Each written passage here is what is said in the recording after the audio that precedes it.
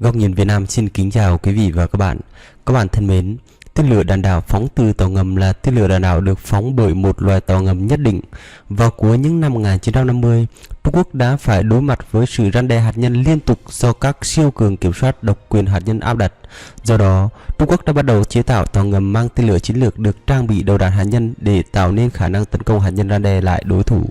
Theo quyết định của Quân ủy Trung ương Trung Quốc đã thành lập Cục Thiết kế Đệ tứ vào tháng 8 năm 1965 và bắt đầu công tác chuẩn bị cho công tác thiết kế tổng thể tên lửa chiến lược được trang bị đầu đạn hạt nhân. Việc phát triển tên lửa đạn đạo phóng từ tàu ngầm của Trung Quốc đã bắt đầu khởi động và tới nay đã hơn nửa thế kỷ trôi qua. Kể từ khi công việc nghiên cứu và phát triển được bắt đầu, hệ thống tác chiến tên lửa và tàu ngầm hạt nhân của Trung Quốc đã có khả năng phản công thứ cấp dưới nước đáng tin cậy và đã đảm nhận nhiệm vụ chiến lược quan trọng. Trong đó, đáng chú ý là việc Trung Quốc đã phát triển loạt tên lửa đạn đạo phóng từ tàu ngầm Cự Lãng và trang bị nó cho các tàu ngầm hạt nhân thế hệ mới của Trung Quốc. Hôm nay, chúng ta hãy cùng nhau tìm hiểu các tên lửa đạn đạo phóng từ tàu ngầm hiện có của Trung Quốc. 1. Tên lửa đạn đạo phóng từ tàu ngầm Cự Lãng 1. Tên lửa đạn đạo phóng từ tàu ngầm Cự Lãng 1 có phiên âm tiếng Trung là Chu Liang Y, được viết tắt là JL-1. Cự Lãng 1 là tên lửa đạn đạo đầu tiên của Trung Quốc sử dụng nhiên liệu rắn và được trang bị cho tàu ngầm hạt nhân chiến lược lớp Hạ 092. Thành công của nó đánh dấu Trung Quốc là quốc gia thứ 5 trên thế giới có khả năng phóng tên lửa hạt nhân từ dưới nước bằng tàu ngầm. Tên lửa đạn đạo phóng từ tàu ngầm Cự Lãng 1 được phát triển vào năm 1969 và được phóng thành công bởi tàu ngầm mang tên lửa dẫn đường thông thường lớp Gốc Tip 031 vào năm 1982 và được phóng thành công dưới nước bằng tàu ngầm hạt nhân Tip 092 vào năm 1988 với tầm bắn tên lửa khoảng 2.000 km, phạm vi được mở rộng lên đến 3.400 km. Tháng 3 năm 1967, Ủy ban Khoa học và Công nghệ Quốc phòng Trung Quốc chính thức giao nhiệm vụ phát triển tên lửa đạn đạo phóng từ tàu ngầm mang tên lửa Cự Lãng 1. Vào tháng 10 năm 1967, Hải quân Trung Quốc cuối cùng cũng đã xác định được kế hoạch tổng thể và các chỉ tiêu kỹ thuật chiến thuật cho tên lửa đạn đạo phóng từ tàu ngầm. Khó khăn quan trọng nhất trong công nghệ tên lửa phóng từ tàu ngầm là công nghệ động cơ tên lửa rắn của tên lửa và công nghệ phóng dưới nước. Tháng 10 năm 1966, động cơ tên lửa rắn có đường kính 1,34 m đã được thử nghiệm thành công. Đây là tên lửa đạn đạo đầu tiên của Trung Quốc sử dụng nhiên liệu rắn. Vào ngày 12 tháng 10 năm 1982, tên lửa Cự Lãng 1 được phóng thành công bởi tàu ngầm mang tên lửa dẫn đường thông thường lớp Gốc Tip 031 và được phóng thành công dưới nước bằng tàu ngầm hạt nhân Tip 092 vào tháng 9 năm 1988. Tên lửa đạn đạo phóng từ tàu ngầm Cự Lãng 1 là kết quả của hơn 20 năm nghiên cứu và phát triển của Trung Quốc. Thành công của nó đánh dấu rằng Trung Quốc là quốc gia thứ 5 trên thế giới có khả năng phóng tên lửa hạt nhân dưới nước bằng tàu ngầm. Tên lửa đạn đạo phóng từ tàu ngầm Cự Lãng 1 sử dụng động cơ đẩy 2 tầng, chiều dài đầu đạn dài 10,7 m, đường kính đầu đạn là 1,34 m, trọng lượng phóng là 14,7 tấn, trọng tải đầu đạn là 0,6 tấn và tên lửa đạn đạo phóng từ tàu ngầm Cự Lãng 1 có sức công phá tương đương 200.000 đến 1 triệu tấn thuốc nổ TNT.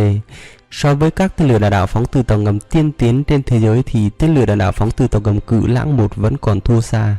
Tuy nhiên, Cự Lãng 1 lúc bấy giờ cũng có nhiều khuyết điểm. Trước hết là tầm bắn của nó quá ngắn, rõ ràng là ngắn hơn so với một số tên lửa phóng từ tàu ngầm của các nước khác vào thời điểm đó. Ngoài ra, tiếng ồn của tàu ngầm hạt nhân Tip 092 khi đó còn rất lớn và khả năng che giấu kém nên tên lửa Cự Lãng 1 khó hoàn thành nhiệm vụ tấn công mục tiêu. Hơn nữa, loại tên lửa này mang một số lượng đầu đạn nhỏ và có thể tấn công một số mục tiêu hạn chế. Vì vậy, nó có sức chiến đấu tương đối thấp. Mặc dù có khoảng cách rất lớn về hiệu suất so với Mỹ và Liên Xô, nhưng sự thật là Trung Quốc đã gia nhập các nước có vũ khí năng lượng hạt nhân trên biển của thế giới và đã nâng cao mức độ tấn công hạt nhân của Trung Quốc lên một tầm cao mới. 2. Tên lửa đạn đạo phóng từ tàu ngầm Cự Lãng 2.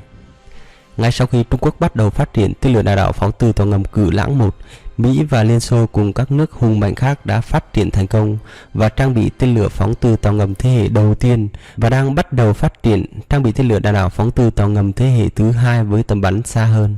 Vì vậy, Trung Quốc đã yêu cầu về tầm bắn của một tên lửa đạn đạo phóng từ tàu ngầm thế hệ tiếp theo đã chính thức nằm trong chương trình nghị sự.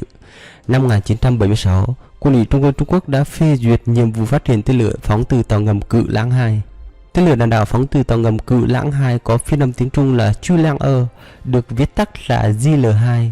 Đây là tên lửa đạn đạo phóng từ tàu ngầm xuyên lục địa thế hệ thứ hai của Trung Quốc, được thiết kế như một tên lửa đẩy nhiên liệu rắn 3 tầng. Tầm bắn tối đa là từ 7.400 đến 10.000 km và nó có thể mang theo 3 đến 6 đầu đạn hạt nhân.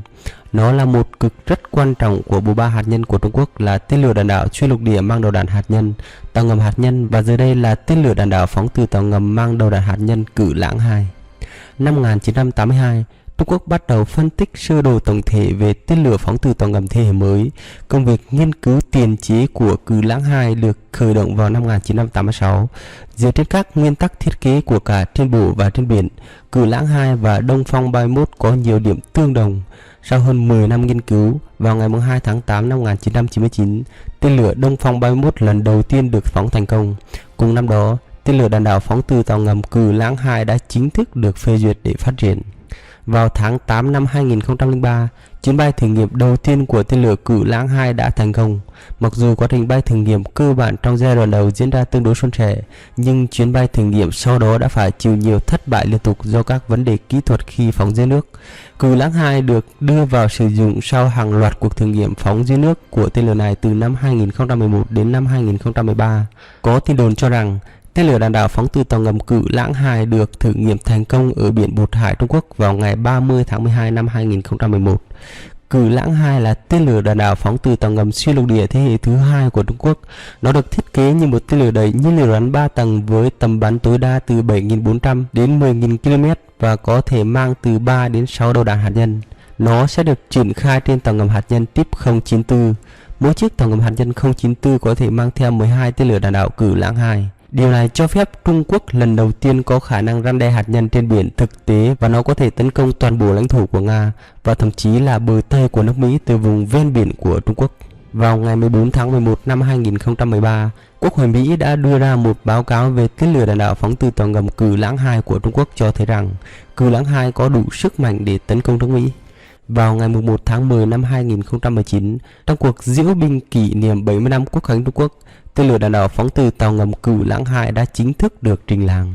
Hiện tại, tên lửa đạn đạo phóng từ tàu ngầm Cự Lãng 2 của Trung Quốc được trang bị trên tàu ngầm hạt nhân chiến lược Type 094 và Type 094A của Hải quân Trung Quốc.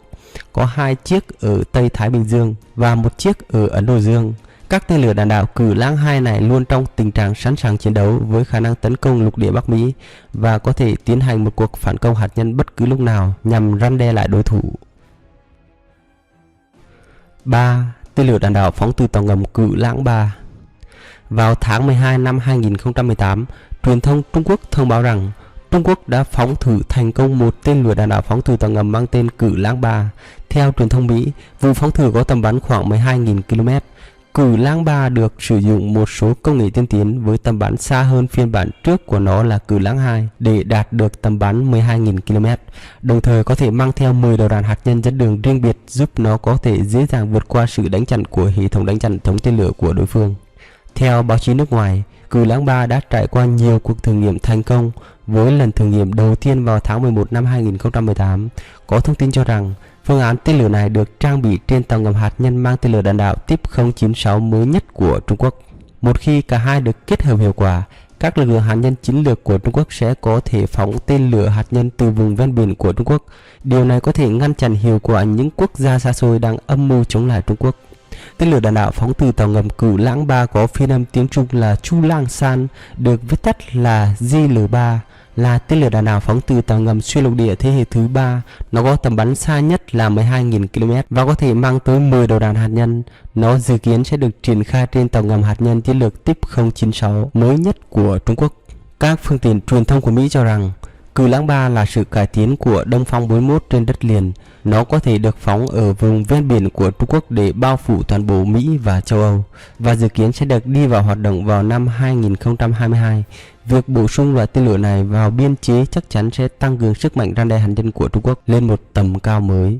Kể từ khi tàu ngầm hạt nhân chiến lược Type 096 áp dụng thiết kế giảm tiếng ồn tiên tiến nhất, mức độ tiếng ồn được coi là đã bắt kịp với các tàu ngầm hạt nhân chiến lược đang hoạt động của Mỹ và Nga. Tên lửa đạn đạo phóng từ tàu ngầm Cự Lãng 3 và lực lượng tàu ngầm hạt nhân chiến lược của Hải quân Trung Quốc sẽ là vũ khí quan trọng của Trung Quốc trong tương lai. 4. Tên lửa đạn đạo xuyên lục địa phóng từ tàu ngầm Cự Lãng 4. Hải quân Giải phóng Nhân dân Trung Quốc đang phát triển tên lửa đạn đạo xuyên lục địa phóng từ tàu ngầm Cự Lãng 4. Tên lửa đạn đạo xuyên lục địa phóng từ tàu ngầm Cự Lãng 4 được cho là sẽ nâng tầm bắn lên 18 đến 20.000 km và tăng khả năng mang theo 6 đến 10 đầu đạn nhiệt hạch riêng biệt. Thiết kế của tên lửa đạn đạo xuyên lục địa phóng từ tàu ngầm Cự Lãng 4 sử dụng cấu trúc tên lửa 2 tầng rắn lỏng chưa từng có, bao gồm tên lửa 1 tầng rắn và tên lửa 2 tầng lỏng, có tầm bắn tối đa lên đến 20.000 km và có thể mang theo 10 đầu đạn nhiệt hạch riêng biệt. Tin tức Hải quân Mỹ phân tích rằng nếu Cự Lãng 4 với tầm bắn 20.000 km được triển khai trên tàu ngầm hạt nhân thế hệ mới của Hải quân Quân Giải phóng Nhân dân Trung Quốc đại lục có thể phóng tên lửa xuyên lục địa ở bất kỳ nơi đâu trên thế giới và toàn bộ lãnh thổ nước Mỹ sẽ nằm trong phạm vi tầm bắn của tên lửa Cự Lãng 4. Việc bắn thử thành công tên lửa Cự Lãng 3 cũng đồng nghĩa với việc Trung Quốc hoàn toàn có khả năng tấn công hạt nhân nhiều lần, tức là sau khi bị đối phương tấn công, có thể phát động phản công hạt nhân miễn là có tàu ngầm. Thưa quý vị, công nghệ tên lửa đạn đạo xuyên lục địa phóng từ tàu ngầm là phương tiện tấn công hạt nhân và phản công hạt nhân vững chắc nhất ở một quốc gia. Bởi hiện nay, xác suất sống sót của các hầm chứa trên đất liền trong một cuộc phản công hạt nhân chỉ là 10% và máy bay ném bom là khoảng 30%, nhưng tàu ngầm hạt nhân có thể ở mức khoảng 70% sống sót. Nó là nền tảng hạt nhân có khả năng sống sót mạnh nhất. Bản thân tàu ngầm hạt nhân có thể ẩn mình âm thầm dưới nước, và bên kia phải thiết lập một mạng lưới phát hiện và chống tàu ngầm mạnh mẽ để theo dõi và bắt giữ, điều mà các nước bình thường rất khó có thể làm được. Do đó, sự phát triển liên tục của loạt tên lửa đạn đạo phóng từ tàu ngầm Cự Lãng có ý nghĩa rất lớn với Trung Quốc. Trung Quốc đã bắt đầu không thua các cường quốc hạt nhân trước đó như Nga, Mỹ, và hiện nay ít nhất là Trung Quốc có đủ sức để nhận ra mối đe dọa đối với các trung tâm chính trị, kinh tế và quân sự của các nước khác. Đây được coi là một vũ khí đặc biệt quan trọng giúp Trung Quốc tiến sát hơn việc thực hiện hóa mộng bành trướng thế giới, cũng như khẳng định vị thế trên vũ đài chính trường thế giới của Trung Quốc. Cảm ơn quý vị và các bạn đã quan tâm theo dõi. Đừng quên đăng ký kênh Góc Nhìn Việt Nam để theo dõi các video tiếp theo. Còn bây giờ, xin kính chào và hẹn gặp lại.